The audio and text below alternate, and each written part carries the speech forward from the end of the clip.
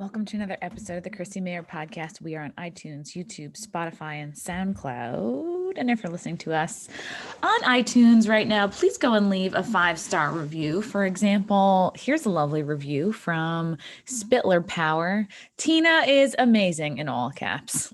You need to have Tina on more often. Or maybe you two should team up and start a podcast together. Now I'm a new fan of yours. Thanks, Spitler Power. Yeah, Tina was great. I bumped into her this past weekend in DC, and she's the busiest gal. She's high in demand. You know what else is high in demand? Having shaved junk. This episode is brought to you by Manscaped. They are the best in below the waist trimming with precision engineered tools for your family jewels. They're based here in the US. They just launched in the UK. So have no fear. If you live outside the US, you can get some too. You can get some of these sweet, sweet products. I don't know if this has ever happened to you guys where you're shaving and you nick yourself down there and then it feels uncomfortable to hook up. Well, Manscaped is here to help. I actually had Frank try the new lawnmower from Manscaped and it worked really, really well. Made his junk look bigger. It just does a really great job. The battery lasts up to 90 minutes and comes with a great recharging station. It's legit, waterproof, has a cutting edge ceramic blade, and will reduce any awkward grooming accidents. If you're a dude, give this a try. Go to manscaped.com and use the code CMP for 20% off plus free shipping. And gals, you already know what I'm going to say. If you're listening, get this for your man. Christmas is coming. You got to get that stocking stuffed. Go to manscaped.com. Use the code CMP. Get your 20% off plus free shipping. These are quality tools that you will have for years and years. And it's good. Part of growing up is realizing you need to invest in yourself. Speak of investing in yourself, I want to talk to you guys about Cushy Dreams. Cushy Dreams offers a full lineup of premium smokable CBD. They specialize in extraordinary CBD-rich hemp flower, aka bud, in cans. Ooh, I can smell it. And pre-roll CBD joints. I was never like a big weed smoker in high school or college or afterwards. Like, I'm a comedian, so people are always smoking weed around me at shows. And I would smoke weed and I do feel better. But you don't always want to get high, right? Sometimes you are working during the day. Sometimes you've got an event to go to. You don't always want to feel high and like out of it mentally, like you don't want to be that mentally relaxed all the time. But that's what's great about smoking CBD is you get all the benefits without getting high. For me, it really helps with my anxiety. It calms my body down. It calms my mind down. It helps me sleep better. It's helped me get through some of these more anxious 2020 times. And I really think it could work for you too. And I'm somebody who I've had an Adderall prescription for years. I don't get it filled anymore. I just, I'll do some kind of CBD because the Adderall would just make me like manic and feeling a little crazy.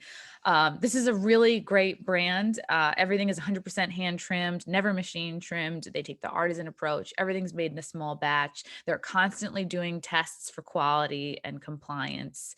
Every batch is slow cured for 2 to 4 weeks to guarantee maximum freshness and preserve flavor in cannabinoids. And best of all, it's grown here in the USA, which is my favorite part.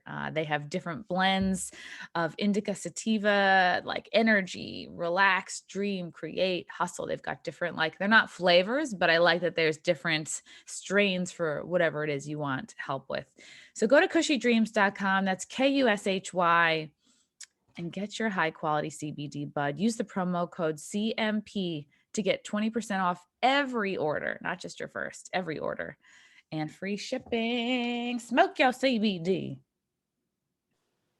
I am beyond thrilled, honored, psyched to have this guy on the podcast today. He's a director, a producer, a fellow free thinker. He is the host of Grow Up Live, which is a growth-inspiring show on culture and politics. And best of all, he does it with his wife, Landon, who you can also follow at I Matriarch. I'm so excited to have him here today. Robby Starbuck, how are you? I'm doing well. Thank you so much for having me. I have to say, I think you're really funny. I watched some of your videos and I think you're really funny. Oh my God, thank you. I always love hearing that because a lot of times when you're a comedian, you're told like, okay, have as little of your stand-up online as possible because the idea is you'll get better. And then sometimes you'll do a show and people will put stuff up online and maybe it's not your funniest stuff, but at the same time, you have to have something out there so people. I think it's all a net positive, to be like totally honest. I know my opinion probably doesn't matter in the grand context of comedy, but I think that the more content out there to flood the zone with, the better. It's the more things people can see of you. But you're really funny. Man, there really is so much that I want to talk to you about. It's really a crazy time, and this is going to be released tomorrow, so we can be as current as we want. The voter fraud is crazy, and it's like voter fraud plus censorship. It's all this insane witch's brew that's very scary. And I think if you're an American right now and you're not like very concerned by what's going on and how these things are coming together. I don't know. I'm not sure what to do. And I get overwhelmed because, a couple of years ago, well, actually in the last election, I voted for Jill Stein. I really didn't know any better. I didn't like Hillary. And, at the time it was like, oh, you're a Trump supporter. That's the worst thing ever. So I was like, oh, I don't want to be that. But as the years have gone on, I've learned more. I was really inspired by Brandon Strzok's Walk Away movement. And now just coming back from DC this weekend, I was like, well, I went to cover the event. Would I call myself now a Trump supporter? And it's tricky because I feel like anybody who even considers Trump even not so bad is considered a Trump supporter, demonized. And I just, in your opinion, like, how did it get this way over the years? Like, how did it seems like for me, it takes less and less for you to be considered a Trump supporter, which is then the worst thing someone could be. A couple things. First, let me start with voter fraud, because I don't know what you're talking about, because I was just on Twitter before we got on here and I reliably saw that Twitter told me it doesn't exist. So I have no clue what you're talking about, because they said that there's no fraud at all. Oh, there's no proof. So I stopped looking after I saw that label. I was like, oh, well, they know what they're talking about. But no, seriously, I hate to break it to you, you are a Trump supporter. That's where we're at in society. Like, even if you don't like his personality, you think that he's maybe a little brash, or maybe any of those things, maybe he doesn't as eloquently explain policy positions, whatever. If you are not fully on board with this idea of shutting down people who don't think the same way you do, and you think that, hey, you know what, there's some good ideas over here, maybe that in everybody else's eyes makes you a Trump supporter. But what's interesting about that, and I think where people have difficulty, like, and you could tell me if I'm wrong, but I think some people, there was, yes, the social side of this that told you, especially in entertainment circles, that you just can't be. I mean, you would be a white supremacist then, or you'd be this hateful Nazi. What are you thinking?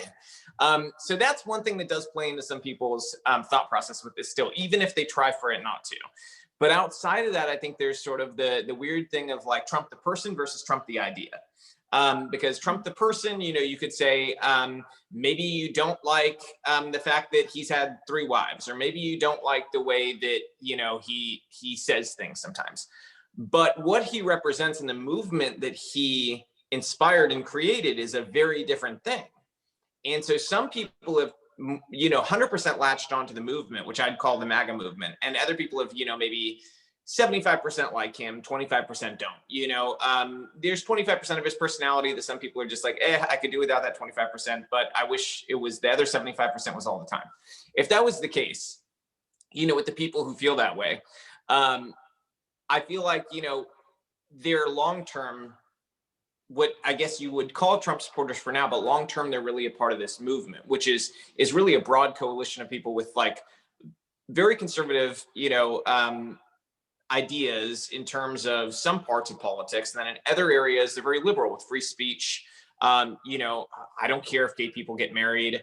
It's none of my business. In those areas, it's like, but on the flip side, I also believe in religious freedom. So if a church doesn't want to be a part of gay marriage, I will defend their right to not be a part of it all day long, the same way that I'll defend gay people to be allowed to get married if they want to by the state, because they're totally different entities. you know, and I think that long term, that's what people are really gravitating towards, is that, and Trump inspired that. So I think that you are a Trump supporter. No, no, oh no, everyone's gonna hear. And that's the thing, is like, with social media, it's like we didn't know this much about our president's personalities, I think, ever. I think because Trump comes from the entertainment world, and he was in reality television, and everyone, you know, who saw what's the You're Fired show? Why am I not Apprentice? The Apprentice, you know, like they think of that and they go, okay. In some ways it was good because it showed Trump in kind of like an executive kind of light, and maybe it helped him run for president. And that's the thing, is like with Obama, he was just like this well-spoken, eloquent, you know, Black guy, and everyone's like, oh, just based on how he looks and sounds, that's woke, that's with it, that's like the modern, you know, he's who we should be with. But we didn't know very much about his personality. And then even anyone before that, like when there was no social media at all. So now it's like, there's a lot of Trump supporters who voted for Obama, you know, but not just once, but both times. Yeah. You know, and I think that speaks to what you're saying, is that we didn't always have access to the information that we have now. And that sort of changed the way people, like the way we look at politics. That's why you're seeing a dramatic realignment in terms of who's a part of what party, you know. The Republican Party, I think some of the things that used to push people away when Bush was president was, you know, there was this dramatic sort of attachment to corporatism, and you know, he didn't really push away globalism. He embraced globalism in a lot of ways. And now the reverse is happening. Republicans are the party of small business. We're kind of pushing back against the corporate ethos of kneeling down to every woke virtue signaling new trend. And we're pushing away from globalism and saying, no, let's take care of our country first. Because that's just a logical thing. Like, you know, I'm a dad, I'm going to take care of my kids first before I go help somebody else. Same concept with our country. You know, I would rather take care of our citizens. I don't care what color they are or what, you know, their background is. I'd rather take care of our citizens before I help somebody somewhere else. That doesn't mean I don't care about people other places. It just means I care about the people in my own house more, you know. And I don't think there's anything wrong with that. But we've flipped those things, you know, and we're sort of fighting for the working class now. Which is what we always should have been doing, is, you know, really laying it all down for them. And the Democrats, you know, smartly used to at least pretend they were going to do that. They don't even pretend anymore, you know, and that's why I think you'll see unions continue to flip over to the Republican side. You'll continue to see Black Americans, Latino Americans continue to flip over. But we already saw that in this election. Even with voter fraud, we saw that we had more Black Americans vote for Republicans than ever. We had more Latino Americans vote for Republicans than ever. And that's not going away. It's just going to increase. Yeah. Yeah. That's the thing, is like, you keep telling people, oh, well, if you don't vote for me, you're not Black. Like, I imagine if I were a Black person, like that would really piss me off, because that removes any of my own free thought. Like, well, I can't make decisions for myself. And it's like, I think it's, you know, we saw in the polls, like a lot of that kind of pissed off a lot of minority voters. And there's a really funny comedy thing. I can't remember the guy who did it, but maybe you've seen it. There's a video where the guy, he pretends that he was Black and he voted for Trump. That's Ryan Long. That's my buddy. Yes, Ryan. I fucking love Ryan Long. He's a Canadian guy, and he's just like, he's so full of light. I really admire his creativity, and just hilarious. Like he's prolific. Like he comes out with an amazing video every week. I'm a huge fan of his, and it blew me away because he just looked like Kip from Napoleon Dynamite. I don't know if you watched Napoleon Dynamite. That was like, it was believable though. His whole thing, that's the thing, is he makes it believable, because that is the type of thing that could be really campy, really fast, and be really bad.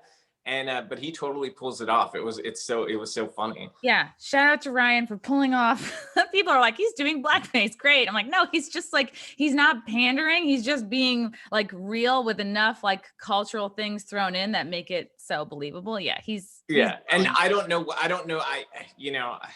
know anybody who's offended by it except for Democrats. That's it. You know, those are the only people get offended, and the reason they're offended is because they know how ridiculous it is and how true it is. When you have to stare back at your own side's like sort of ludicrous behavior, it makes them mad, you know, and I think that's kind of a natural human reaction. So they get really pissed off about it. But welcome to our world, because all of the media we've had to consume for the last, 15 years has basically trashed every single one of our values. So, I hope they can get used to it, and we have our own culture that allows for us to, reflect our actual values.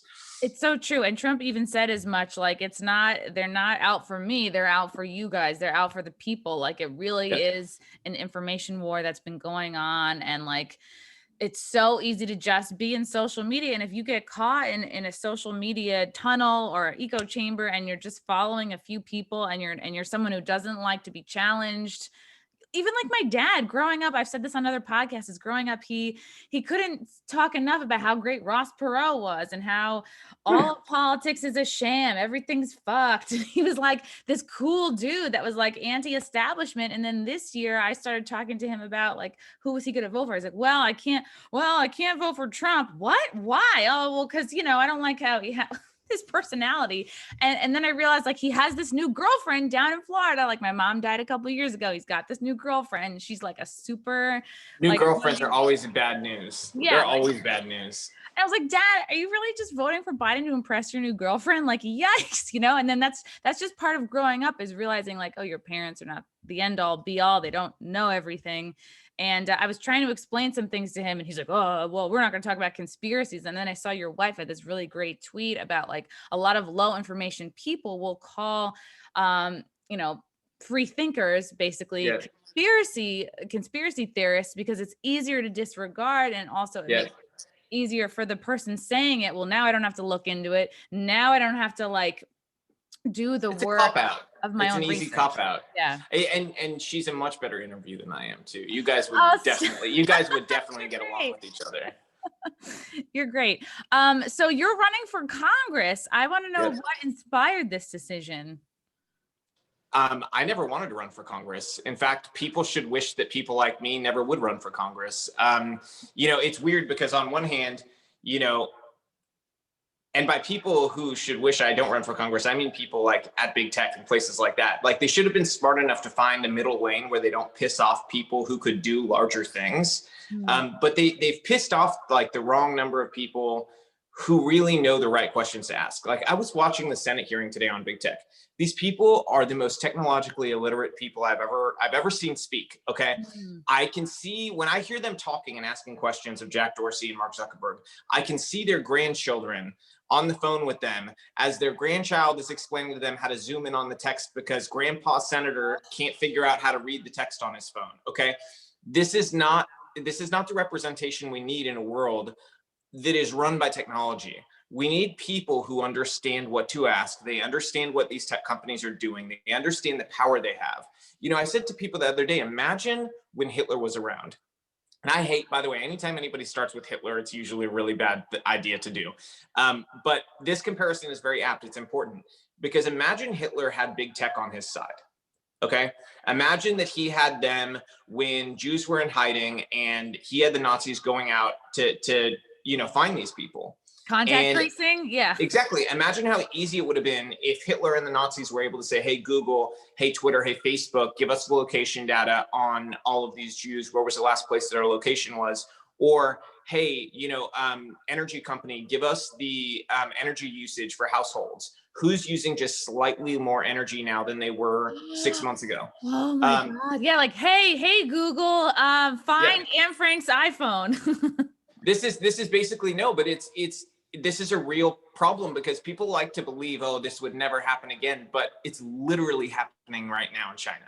Okay.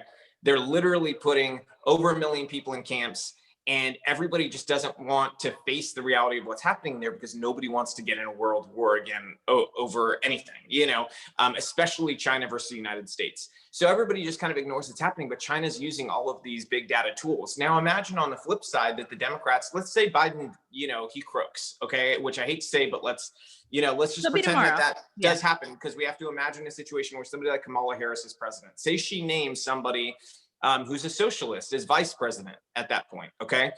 And they full bore go down that path of hard left progressivism, okay? Which is essentially socialism. And as a part of that, they lean into these tech companies where most of the employees at the tech companies do lean into the far left. They're not center road Democrats. These are far left Democrats that are at these companies. And they say, hey, you know what? It's time to shut these people down. We need to punish their businesses, punish them in all these different multitude of ways. And those big tech companies play ball, and they give location data, they give business data, they give all those things so that they can target people based on their beliefs. This is a real issue that could happen in the very near term future. People just don't believe that it could, you know? So in my mind, why am I running for Congress? You know, it's a multitude of those issues. It's also just seeing like, we don't have the leadership that we need of people who are willing to like lay it all on the table. I don't need money from lobbyists. I'm good. I just want to get the job done. I want to fight for people, normal people who just want to have a nice life, be able to take their kids on vacation a couple times, you know, in a decade, and not be stressed out every time they get bills. You know, I would like to help those people, and I believe our policies are the best way there. I think that we have an incredible amount of innovation we can do, but we need people who understand technology and who understand what our problems are and what the real solutions are. And right now, I feel like we're treading water. It's a lot of stagnant sort of behavior and a lot of fighting with each other. And as much as I would fight with the left, I want to get things done, you know, which I think should be sort of the principal aim of people who are running for office. Yeah. And I think if you're running for office and you're not taking into consideration, like, just the amount of unchecked power, and how that's what I really love about you is you're speaking about how really dangerous that is. And that's why we're so divided, is that like we have like, yeah, big tech and of course social media and Hollywood and the mainstream media have all, you know, come together to separate us. Yeah, well, and they want to destroy people. It's not just like they want to control people. They want to destroy people. They actively want to erase the values that half of the country has. And are those values always the same? No. I mean, among those 70 plus million people, there's a variation in this value or that value. But in general, they see that block of people as a threat. The biggest problem is that block of people, people like us, and you know, people who are even more conservative or less conservative, but are on that side. We haven't fully recognized and realized our power and honed that into our own sort of pillars of power. You know, we don't have the institutions the left has. The left has institutional backing. That comes with money, that comes with levers of power that we don't have. We have people, but we don't have those. And I think that's really what the next 2 years is going to be about, is consolidating this movement of people into these actual institutions of power. And that looks like creating alternative ecosystems for stuff, even things like comedy, alternative ecosystems where people who have wrongthink, that are not subscribing to the left, have the ability to make money, survive, and thrive eventually. You know, but at the beginning, be able to just have a career at all, you know? Yes, because the left has completely dominated comedy, any kind of like whatever it means to be a successful comedian. Like I'm like, how many female comics that are well known are even talking about conspiracy theories, even like entertaining the idea of anti-establishment thought. And it's like, I can't think of anything. And it's like, it's a scary thought. I won't even really like, you know, I've been asked this, so, you know, it's funny whenever I do an interview with people on that are Democrats, you know, and like they're journalists, you can tell when they're Democrats. It's pretty much 90% of the time, 95%. They almost always ask about conspiracy theories, like things like QAnon and stuff like that. And I'm like, look, you guys care about that stuff more than I do. Okay, yeah. I've never read the stuff. Like, if you want to give me a piece of paper of something you think is a conspiracy theory, I'll read it and I'll give you my opinion. But I don't know what the hell you're reading. You could be reading some crazy website for all I know that like says that, you know, Joe Biden is a dragon. I have no clue what you're reading.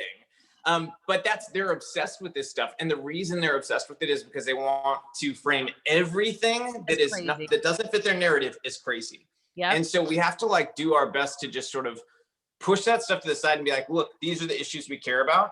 You have specific questions, go ahead and ask them, but you're probably the one that's going to look crazy.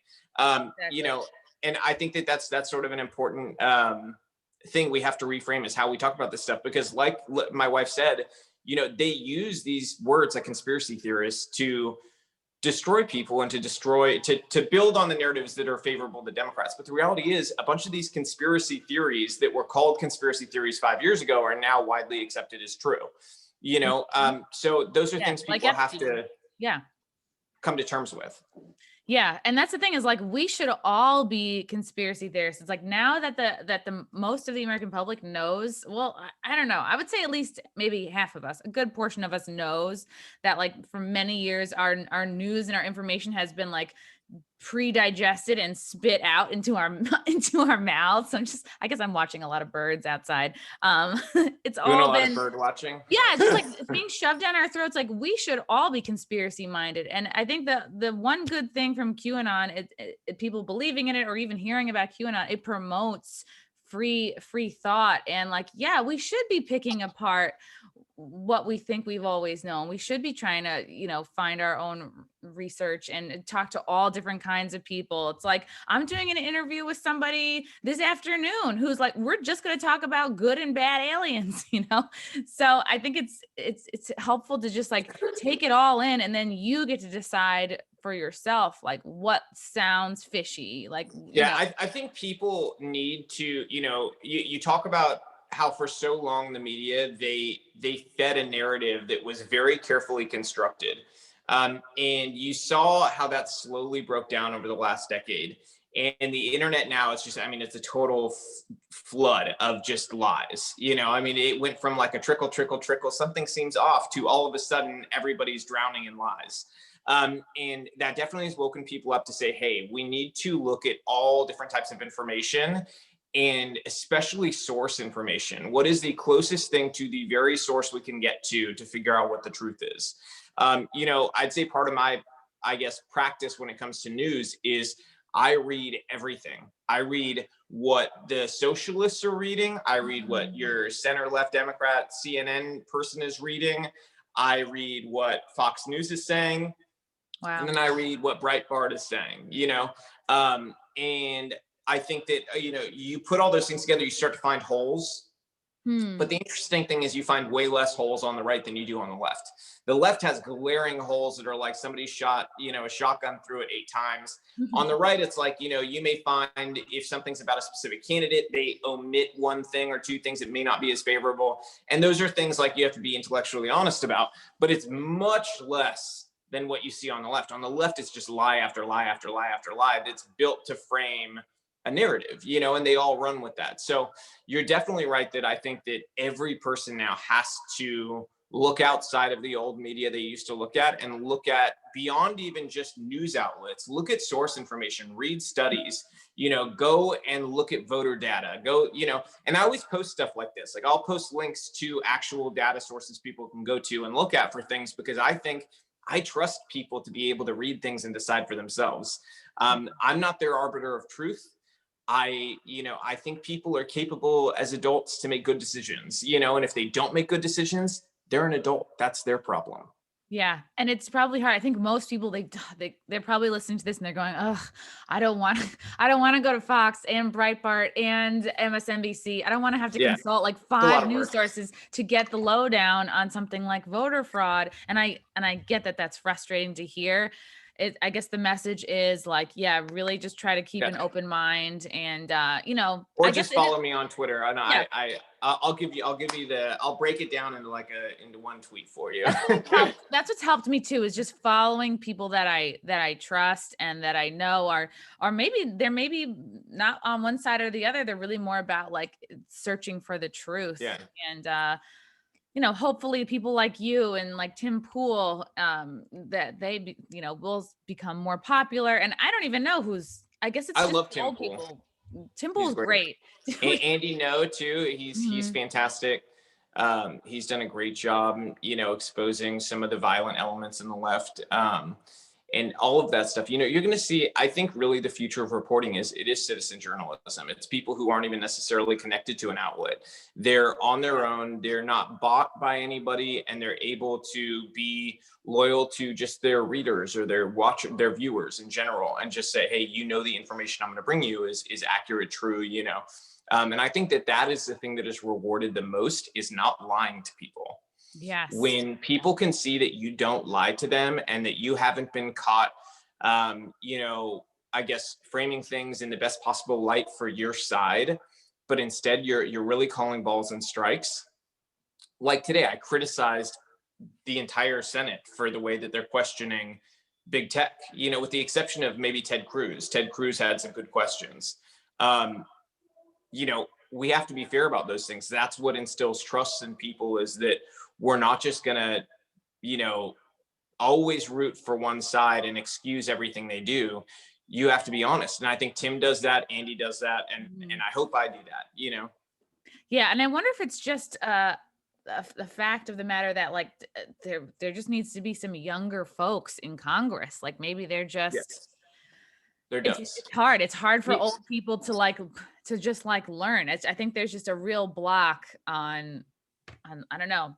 I would, and I'd have to look right now, but I bet if I went and I looked and I broke it down, looking at Congress, especially in the Senate, but if I look at Congress, I bet the majority, over half of them, are probably at grandchild age, not I have children age, which matters, because even if you don't have children, if you're in that age group where people are having kids, the vast, a lot of people, I'd say most people in our age group, have kids. You need people who understand what that looks like, what challenges there are within that, what parents need, what kind of childcare, help people may need, because there's different things we can do. Say we're talking about the need for more trade school, that has to be coupled with the ability for single moms to be able to take part in it. If they can't because they don't have childcare, that's a hole that we're missing on the right, that we're not seeing. Hey, there's these situations like this that we need to be able to fill a hole. How do we do that within our policies, our practices, and our belief system? If we don't have an answer for that, then we're failing a whole group of people. And that's something you can't do and win long term. You have to be able to fill those gaps. And we don't have enough people in Congress that are looking for those gaps because they're not in the right age group, and they're also just not in the right vantage point. And I think you saw this year, we've flipped, as of right now, I think it's 11 seats in the House. Wow. Every single one is either a woman or a minority, with the exception of one. Yeah, and that's because it's crazy. It's great. And that's, I'm not big on the whole identity politics thing. I'm not saying white males shouldn't, be in Congress or anything, and nothing like that. I'm not a crazy leftist. I'm saying that we did have a hole, though. Before, we had a really disproportionate number of people who were not minorities or were not women in this last Congress. I think we only had 12 women in the Republican side, or something. It was a very small number in the last Congress, and now we have a lot. And that's going to help us a ton going into 2022, 2024, because each one of those people are giving us new vantage points. So I'm a fan of quite a few of the people that got elected this year in the House. And I think that we're going to flip the House 2022, and you're going to see a whole different priority list from Republicans, because a lot of the people that are getting elected, that just got elected and will help flip the House in 2022, are MAGA Republicans. That's the best way to describe them. They're populists. They're right-wing populists that, we believe in safety, security, and economic policies that will basically be to the benefit of the mass majority of people in the United States. That's the easiest way you could describe these people that are being elected. And so I'm excited about that. We're going to have a really tough next 2 years of a lot of fighting, I think, no matter what happens. Whether tomorrow we find out that, 3 million votes were stolen and Trump is going to stay, no matter what, the next 2 years are going to be brutal. But I think after that, when the Republicans take the House again, 2022, I think that things are going to start to look a lot clearer for what this country is going to look like going forward. So that's what I'm looking towards, and that's what I'm working towards, is get to that point, get everybody to that point, keep people organized and stay focused, and don't get complacent. If the left somehow gets away with all this voter fraud, my biggest fear is that people are going to lose so much faith in the system that they're going to stop participating in it. Because if that happens, then we are in real trouble. Then we're in real trouble, where the AOCs of the world will have a major opportunity to slide in and fill a gap because everybody else got too complacent. Everyone else checked out. Yeah. It's like, we would have to do something. We would have to take out these Dominion machines. Like I don't know, we'd have to see a lot of change with how the elections are handled. And like, to your point too, it's like all the opportunity in the world doesn't matter if people can't take care of their families first. Like if they can't handle childcare, like how are they going to learn a new skill or go to school? And I was so blown away, like in DC this weekend. Like I had never been to like a march. I'd gone to a couple like Back the Blue little rallies, but I think in the back of my mind, I still had that stereotype of what MAGA was about. Yeah. You think like, oh, are there some racists in here? Like, are they just obnoxious and dumb? But then I get to this rally and I was like, oh my God, it just was like, it's all love. It's all like patriotism. It's just people That's who what I've always called it. I've love always this. said it's a movement of love. It blew me That's away. what it is. I have never met one racist at an event that was organized about Trump or MAGA or any. I've never met one. Yeah. Never met one. And if I did, I'd be the first person to tell them, I don't think that the ideas that you're spouting are something that belong in this movement. You know what I thought was really funny is it was the New Yorker, I believe. It was either New Yorker or New York Times. But there's two stories here, actually. So one is the New Yorker, one is the New York Times. Okay, we'll start with the New Yorker one. She went to the MAGA Million March that you went to. Yeah. And she said that it was a whirlwind for her to see how diverse it was. It was very, what did she call it? She said it was dizzying. Okay. So because they still have ingrained in their head that this doesn't exist, that these are supposed to be white supremacists. What the hell's going on? And they get there and it's a bunch of Black people, Asian people, Hispanic people, white people, everybody's together. Yeah. And they all love each other and they're happy and they're fighting for each other, and that scares the crap out of them because they've never faced a movement like that. So they don't know what to do with it. So then the New York Times, they ran 3 different things now on a list I made. I made this list of all the things Trump has done. And it was because I was sick of, being in Hollywood, having directed big stars and stuff like that. I've gotten a lot of questions from people, whether on set or off set, that are like, how the hell could you support this guy? You're destroying your career. Why the hell would you do this? You're crazy. And so I got tired of answering the question, so I wrote a list. And it ended up 25 pages long, over 125 reasons why. And it's been downloaded millions of times now. On social media outside of the downloads, it's been viewed. It's something over 25 million times, something like that. So it's gone a really long way. So New York Times did a couple pieces on it. The first one was a fact check of the list. And it turned out everything was right on the list. And New York Times was stunned by this, that there was nothing, there was only 2 things they disputed out of 125 things. And they didn't call them lies. They were like, we dispute the total accuracy of this type of thing. Wow.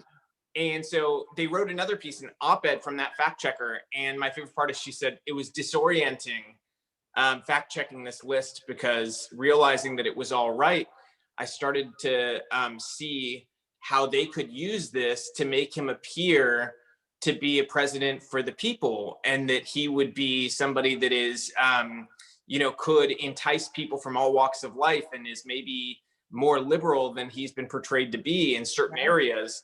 And she was just like, she was floored. She was like, I wrote this piece, I fact checked it because and they full on admit this in the New York Times. She says, my liberal friend reached out to me, like, just really angry because she saw this list online and she thought it must all be lies. And it had been shared millions of times. So she asked me to fact check it. So basically a liberal friend had asked this New York Times editorial board member to not only fact check it, but to help her get it taken off of Facebook. Wow. Because she was upset with how far it had traveled.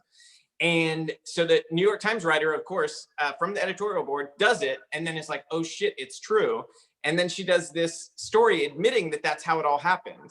And then now that they think Biden won, they did a third piece calling it inspiring how citizens have taken control of the narrative. So these people have lost their minds, but they're disorienting, dizzied by the idea that we're building a movement that is attractive to everybody. Which I don't think should be that surprising, but to them it is, because they're stuck in that echo chamber of just listening to other Democrats hate us. Yeah, it's just like, you know what it is? It's like when somebody in the middle, like, I feel like, would you say that you're kind of in the middle or kind of a little bit on the right? Like, it's hard to know. I would say I'm definitely more on the right, I mean, there's not really the only liberal ideas that I would say I'm very liberal on would be free speech. I think that everybody should be allowed to say what they want to say. And I think that, there could be personal ramifications to that, but I don't think that the government there should ever be any of that. And I also think that in the public square, you should not be banned. Right. Unless you're actually, doing something to try to get somebody killed or something like that. I think there should be a very high bar for that, Yeah. Because I think the answer to bad speech is more speech, and Exactly. I think that had been sort of the answer for a very long time. I would say the other two areas where somebody could maybe say, oh, well, he's a little on that side and it's really more libertarian than liberal, because I think liberal gets misused, would be like, say, marijuana. And that's just like I don't do marijuana personally, not a huge fan of it, but I look at just the facts. If I'm calling balls and strikes fairly, alcohol has caused way more deaths than marijuana. I think marijuana has done nothing positive for the Black community when it comes to the way it's treated by the law. They've been disproportionately sent to prison over it.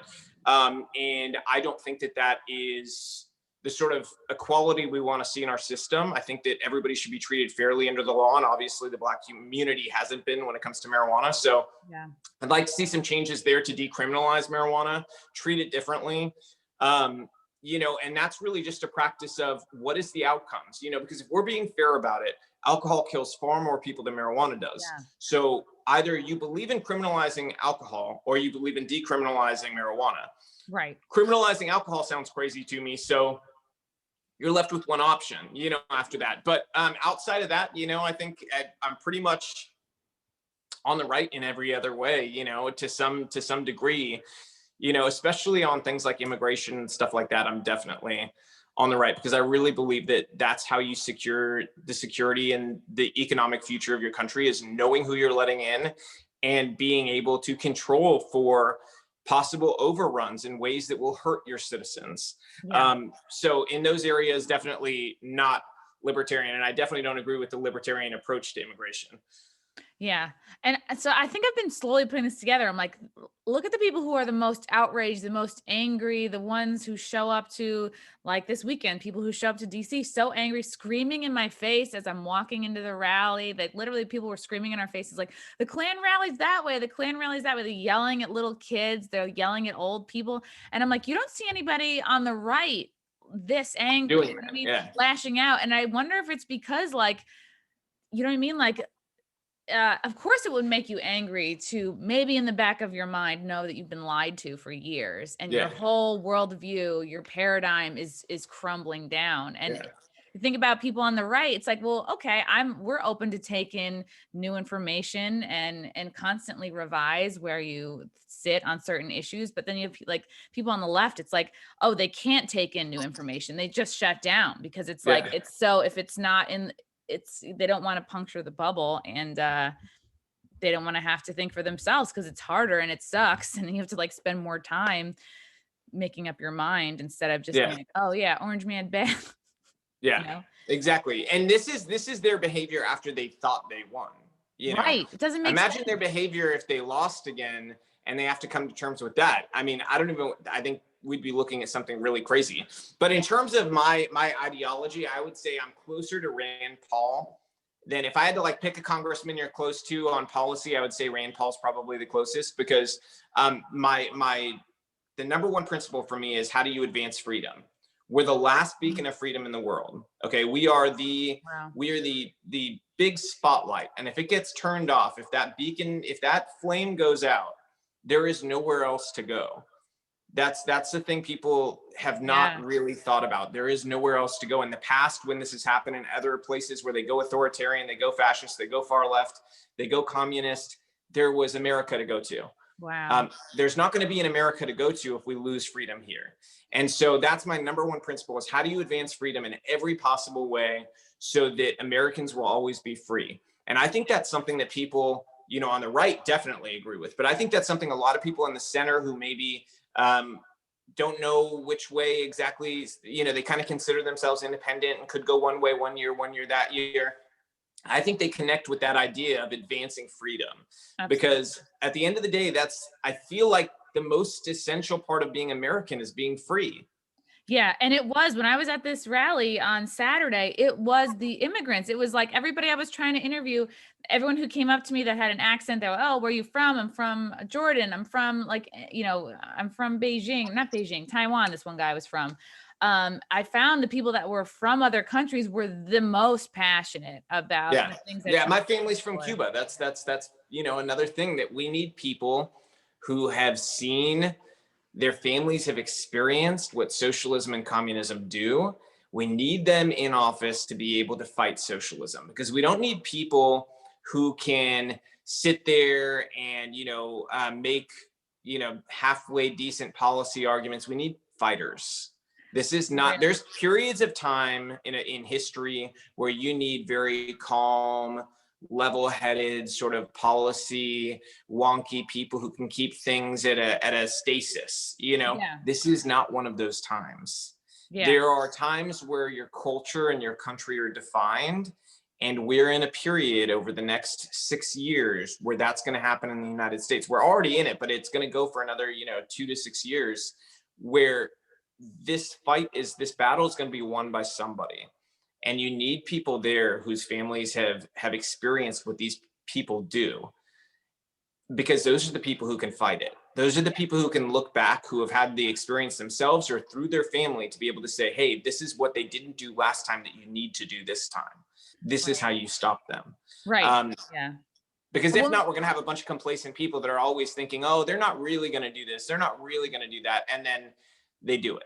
it happens. Yeah. This woman was like, oh, I have friends in China that are texting me like, yeah, what's going on in your country in America right now? Like this is like the seeds are being planted for communism. And it's like, you guys have to watch out. And I think people are not connecting the virus and the shutdown with like this great reset, how they're trying, the powers that be are trying to make us all go contactless payment. It's a globalist agenda. I think that people are not really realizing is what's kind of coming down on us now.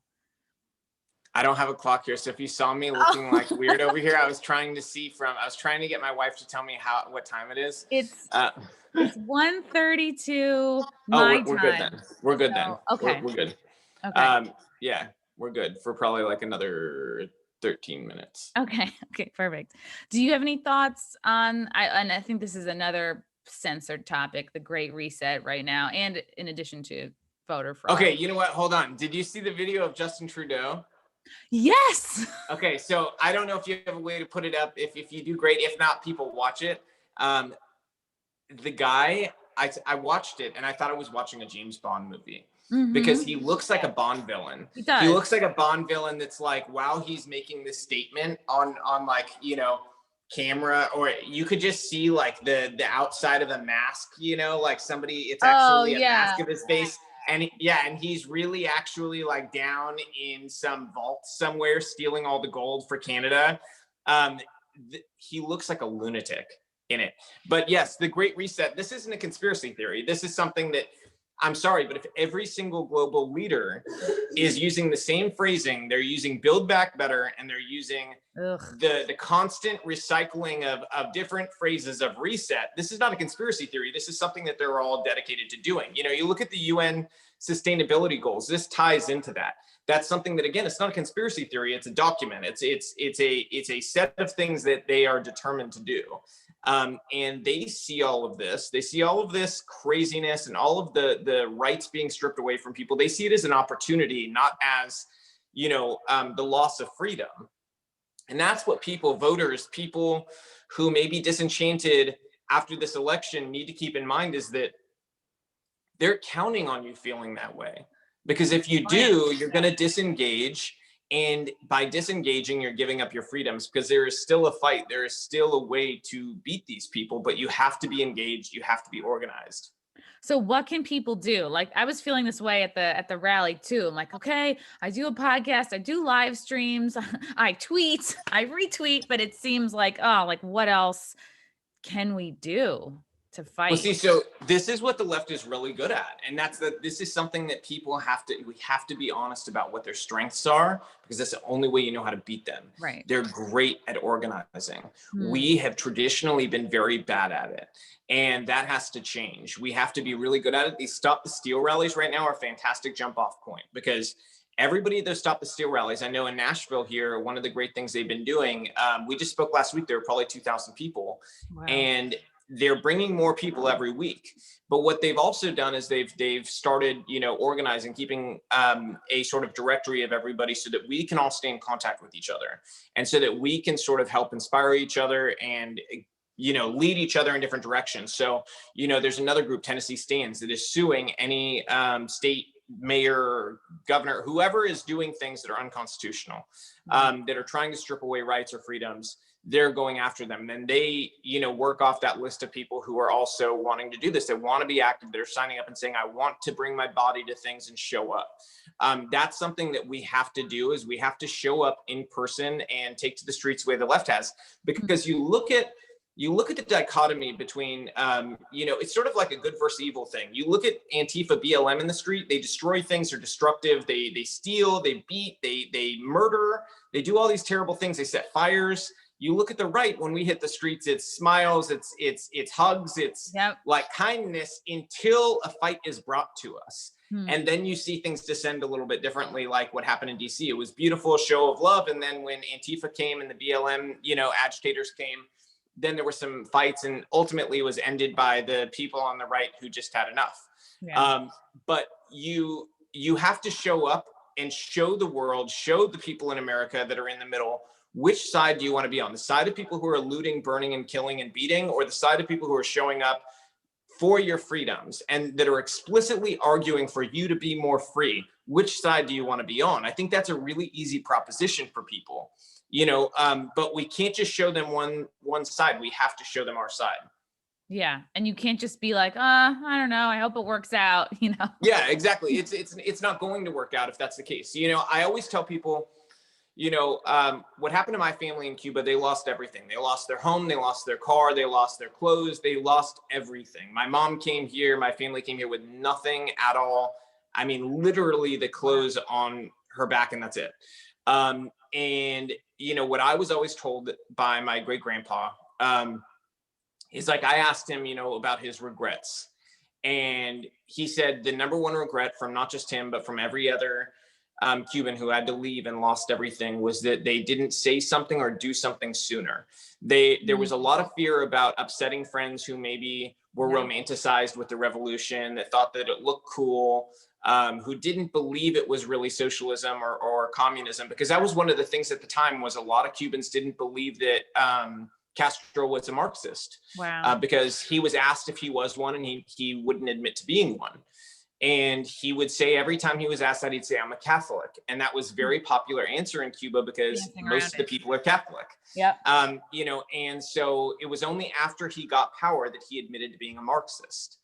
And, that was something that caught a lot of Cubans by surprise. But what bothered people like my great grandpa is that not more of them stood up and said, hey, you know what, this is happening, this is wrong. Because there were more of them than there were of the communists. But they didn't stand up early enough, and they didn't do anything early enough or say anything early enough, because they were worried about their businesses and their friendships and things like that. And we don't have that luxury at this point in America to do that, because that's what people are worried about. They're worried about a friend that, maybe has more social importance in their mind than somebody else does, being mad at them or thinking, poorly of them or looking down on them. And we don't have that luxury at this point. You have to stand up for what you believe in, or it's not going to exist. Yeah. Everybody I was talking to at the rallies this weekend were like, how many friends have you lost? How many friends have you lost? Yeah. And it's not even anybody on the right being like, I can't talk to this person. It's all people on the left cutting off friends and family members, breaking up with people just because of what they believe. And that's the thing. It's like almost like designed that way. Like, we kind of keep each other down. We keep each other silent, so nobody breaks through and fights the power, really. Well, and right, because they're not saying socialism, they're not saying communism, but they are saying, equitable, they are saying sustainability. It's like, it's the words that they're not saying, but the words they are saying are kind of like fuzzy. Honestly, I'll say this, the Democrats in America are less thinly disguising what they're going after than Castro did. Whoa. They're being more honest about it than he was. You know, look at just BLM's leader going on camera saying she's a trained Marxist and Marxism's the goal. You never got that in Cuba, where they were that blatant and that open with it from one of their revolutionary groups. They would never do that. Yeah. You know, you would see it in actions and behaviors and sneaky words, but they would never just come out and say, we're Marxists, we're trained Marxists, Marxism's the goal, we're going to bring in, you know, this. They wouldn't even do that. So they're more blatant here in America than they were there. And that should scare the shit out of people. It really should. You know, but to what you were saying about friendships and stuff like that, you know, it's so true. I mean, like me being a business owner, especially in the entertainment industry, I had a lot of people working for me who were Democrats, socialists even, you know, and some had been longtime friends even that I didn't know they were socialists. And, you know, finding out that they were, and then finding out my family story and stuff like that, you realize how surface level a lot of these friendships have been, that you could have a friend who didn't know such a core part of who you were. And you could have a friend who would never share with you that they believed in something so extreme, you know, and, you know, so especially, I guess that's more of a Los Angeles experience than a whole country experience. But, you know, being in LA before we moved to Tennessee, that was something that I realized, is that I was much more accepting of other people than they were of me or what I believed in. And that was one of those turning points where, you know, and this was years ago, this was, you know, as Trump was running for president, I realized that, you know, I had to fight for our values, because nobody was going to, unless people started to make those individual decisions, you know, and, you know, I'd say that's the thing I'm most happy with myself, is that I've had a number of people, and I don't know what the number is, but to have a number of people say that me coming out and being as forceful about my beliefs helped them to come out and be forceful about their own beliefs too, and not hide from them. And that's probably the best thing I could do, is that, you know, in my mind, people are like, well, you know, you were directing big celebrities, you're doing all this stuff, you're getting invited to all the parties. Like, why would you give that up? And to me, that's not valuable at all. What's valuable to me is knowing that people are fighting for freedom, because I would not be alive without it. You know, and there's not very many people that are cognizant of that, but like, I know that without freedom, without America, my mom would have had nowhere to go, and I would have never been born. You know, and that's something that I think you can't love America more than that, you know, than knowing your whole life depends on America's existence. Yeah. Because there's some boy and some girl out there right now who are not born yet, you know, but like in theory, they're there, and they're going to be here one day, unless America doesn't exist. And if America and the freedom in America doesn't exist, that little boy or girl doesn't happen, you know? And so that definitely plays a role heavily in my brain in terms of, you know, how important freedom is, and why it's worth fighting for. Yeah, absolutely. And again, it was like all the people from different countries that were telling me like, no, you guys don't realize how important you are, and how the rest of the world looks to America as an example. And it's weird because me growing up all throughout school, my friends, everyone was saying, oh, Europe is better. Europe is cooler. They're like, you know, they're always on the cutting edge of Because that's fashion. what Hollywood told them, Yeah, you know? exactly. And Hollywood also told them that Europeans think that Americans are all stupid, and that all that stuff. And then you go to Europe and they treat Americans like celebrities, you know, like they love Americans. There's very few places where they don't love Americans, you know. There are some, but there's very few. The vast majority of countries love Americans. We're great tippers. We're really Yep. funny. We tend to be really good looking, you know, and I think generally just very smart, wise, kind people. So I think that, you know, people in other countries really like us. Yeah, we're sassy. Maybe a little sassy, kind of handsome, you know. I think it all. I think Yeah. really we're doing good things for Even if America. we're not a natural redhead, you know, we're still trying. That's what's so important, is like seeing people that are kind of like you being vocal about their beliefs. It really does inspire others. Cause I've had fans that write to me like, wow, I'm so happy you went to this rally. Cause if I went, like, I think I'd be fired from my job, but Yeah. just like planting little seeds of bravery in people, Yep. you know, just for me too, like the walkaway movement was huge. Cause I'm like, oh wow, you're seeing all these people that are like you, that are creative, that are maybe like, you know, maybe they're Hollywood, but they're LGBT, and they're coming out and they're saying like, oh no, I'm not, Yeah. but I'm not with the crazy left. It's like, oh, cool. I can identify Yeah. those feel like my people more than like the Like, crusty old Republicans. what's funny is and I love those old Republicans. I do. There's policy areas where, you know, I want to fight with them a little bit, but and that's part of the beauty of the Republican Party, is that we're such a broad coalition of people that we're okay with having those arguments with each other. We're okay with disagreeing on an issue and saying, you know what, I feel this way, you feel that way. Let's pound it out and see who has the more popular idea. Yeah. And that is the way this should work, is you being able to have differences of opinion, fight it out, and figure out which one has the more popular opinion. You should have to fight for your ideas like that. And in America, it's just like you're bludgeoned by the media and they're supposed to decide what's best for you. Yeah, instead of like getting pounded on the ground. But I think what's interesting about the MAGA movement and why it's so hard for the left to figure out what to do with us is that, like, Brandon, he did a rally here, a walk-away rally in Nashville. And it was raining, it was storming, it was crazy. It was like, you would think nobody would show up on a day like that. You know, we had hundreds of mostly gay men show up in Nashville. And, you know, you could see when like Democrats would walk by, they're so confused by the group of hundreds of gay men singing YMCA wearing MAGA hats. Yeah. They don't know what the hell's going on, and they don't know what to do with it, because they're like, how is this happening? There's no way this is real. Did they all get bussed in from somewhere? And like, no, they all live here in Nashville. You live amongst these people every day. You can't see, that's what's hard for them about the MAGA movement, is they can't look at us and say, oh, I think you're this or that. They can't put us in a box because we all look like we could be anything. Exactly. You know? Yeah. And in their old box, they would say, oh, you're a Democrat because you have long hair, you know, or you're a Democrat because you're a lesbian, or you're a Democrat. They put everybody in boxes and they think that's how life should work. But that's life is much more complicated and beautiful than that. We're all individuals and we're very complex people. You know, you can look like anything. You can, you know, you could be a lesbian or have long hair and have very conservative values. You know, you could believe in economic policies that push you as far as possible away from the far left.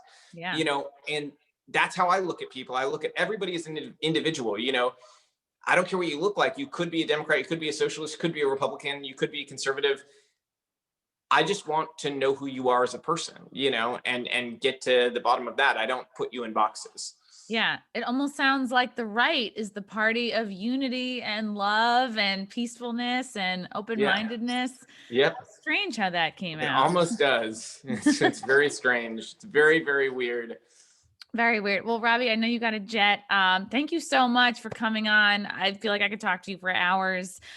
Where can people find you, follow you, support you, and you know, follow you? At Robby Starbuck everywhere. I don't have, like, I announced I'm running, but I don't have my campaign stuff up yet. So no donations or anything yet, because I haven't filed FEC forms, but I'm going to at some point soon. I'm just picking out a campaign manager right now, but at Robby Starbuck on every social platform, Robbie with a Y.